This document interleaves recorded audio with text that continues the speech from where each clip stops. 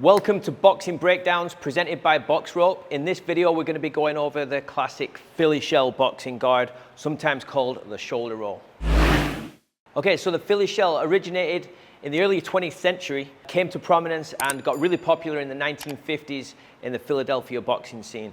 Originally, the rumor is that a guy called George Benton, who went on to be an amazing trainer in the game, was the first guy to take the Philly shell style to world level. Why was this Philly shell style so popular and what was it used for originally? Well, originally the theme was that fighters in these Philadelphia gyms that wanted to spar and get the benefits of boxing without necessarily trying to compete at a high level used the Philly shell style defense to get a rest in rounds, right? So if that lead hand was starting to get tired and they started to feel that fatigue and the hands dropping, they would bring the lead hand down by the rib cage like this, and just to kind of get a rest within the rounds, and then start using the shoulder to defend the punches instead of the glove, right?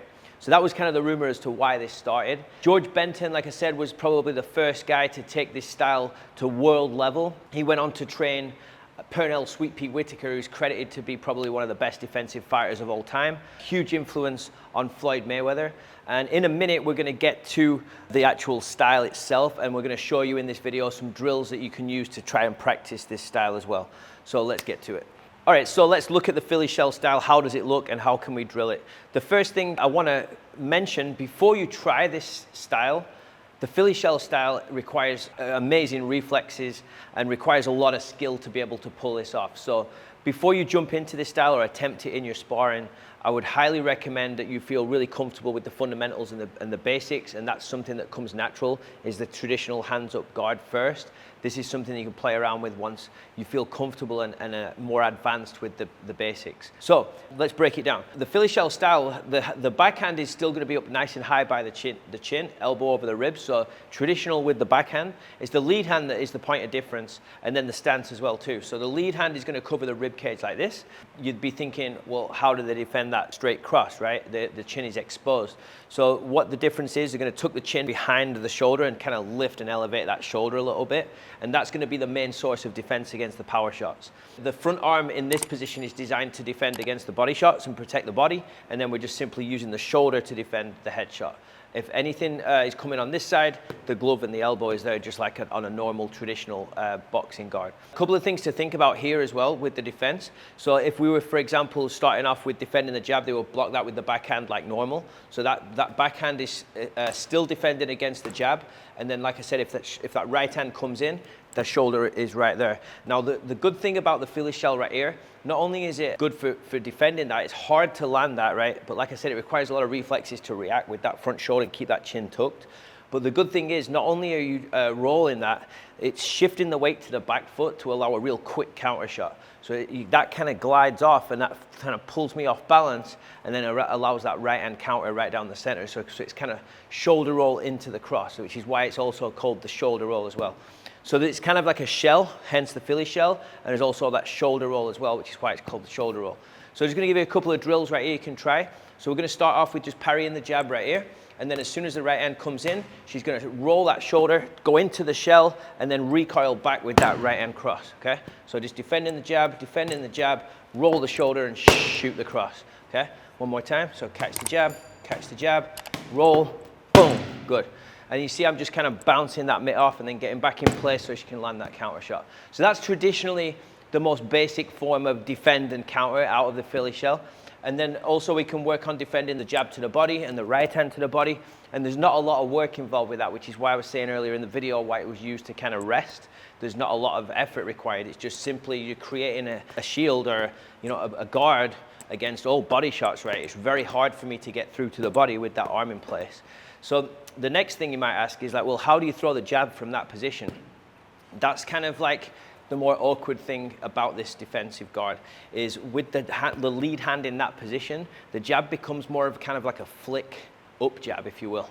But the backhand's perfectly in position for the power shot. So with the jab, it's just going to be more of a flick from the ribs and then right back to that position. So it's just kind of a range-finding shot and designed to set up that cross. So you just touch with the jab, and then whip that in. Yep, so touch with the jab, there, good. And it's coming right back here every time. So I would say that's the only kind of downside of this is just the lead hand is in a lower position, but sometimes that can also work in your advantage too, because it's harder to see that jab coming from down there because you trained to kind of look up towards the shoulder chest area, and that's where you're kind of anticipating punches coming from. So if it's kind of slightly out that peripheral vision, sometimes that jab can get through a little bit easier. So that's the basics of the Philly shell. You've probably seen, and we'll drop some clips in here, you see Floyd Mayweather, just the most classic modern version of the Philly shell and the amount of success that he's had with it. But not only has he had success from a defensive point of view, but it puts him in a perfect position to counter too. And I just want to show you a quick drill as well off that shoulder roll, how you can come back with the rear uppercut, which that position allows you to kind of sit on that back foot and lean back. So just one thing before we get out of here today with this is just that little lean back and a little bit more side on with the stance help. So with the Philly shell style, you're a little bit less square on than you would be with a boxing, traditional boxing stance would be kind of right here. You're going to be a little bit more side on with the upper body. That way you can roll, and then you've got a lot more torque and turn. So it's designed to be a counter punch kind of guard, right? If we roll that and we come back with the uppercut, notice how much weight is on the back foot and how lean back she is. It's also pulling her out of range a little bit. So I've got to really work to get close, right? And then as soon as I get close, she's in that shell, everything's covered and the counter punches are right there. You've seen it a million times, Floyd Mayweather rolling off the ropes, counter with the uppercut, rolling off the ropes, shooting that right hand. So there's the basic Philly shell in a nutshell. Hopefully these little drills right here give you something to practice. Just remember the chin needs to be tucked behind the lead shoulder all the time. That lead shoulder is going to be elevated. Make yourself nice and small and compact. Make sure the rib cage is covered right here and you're nice and tight in that Philly shell guard. Anything loose like this and things are going to get through. It's got to be real compact and slightly more side on, kind of turned away from your opponent a little bit.